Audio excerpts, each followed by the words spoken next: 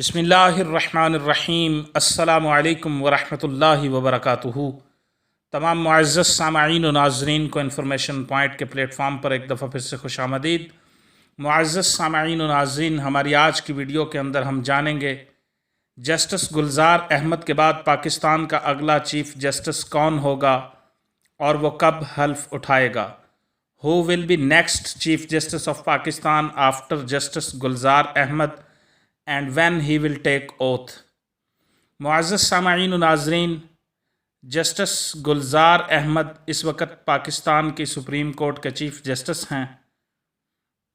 Justice Iftikhar Muhammad Chaudhry جب دوسری دفعہ بحال ہوئے تو اس زمانے میں سپریم کورٹ آف پاکستان نے فل کورٹ آرڈر دیا، جس کے ذریعے یہ طے کر دیا گیا کہ چیف جسٹس کی ریٹائرمنٹ کے بعد جو بھی سپریم کورٹ کا سینئر ترین جج ہوگا وہ بطور چیف جسٹس حلف اٹھائے گا، خواہ اس کی مدت ملازمت میں فقط ایک دن ہی کیوں نہ رہ گیا ہو۔ جیسا کہ جسٹس جواد ایس خواجہ کی مدت ملازمت میں 23 دن رہ گئے تھے، مگر چیف جسٹس کی ریٹائرمنٹ پر انہوں نے بطور چیف جسٹس حلف اٹھایا اور وہ 23 دن چیف جسٹس رہے۔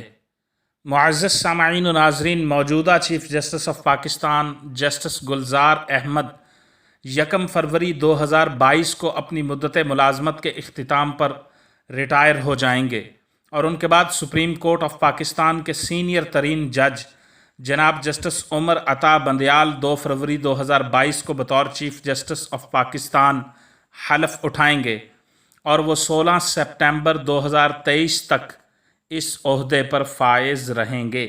معزز سامعین و ناظرین، جناب جسٹس عمر عطا بندیال اس وقت سپریم کورٹ کے سینئر ترین جج ہیں۔ وہ 2012 سے 2014 تک لاہور ہائی کورٹ کے چیف جسٹس بھی رہے ہیں۔ وہ 17 جون 2014 کو سپریم کورٹ آف پاکستان کے جج بنے۔ اب وہ 2 فروری 2022 سے 16 سپٹمبر 2023 تک 1 سال 7 ماہ اور 14 دن بطور چیف جسٹس آف پاکستان بھی اپنے فرائض سر انجام دیں گے۔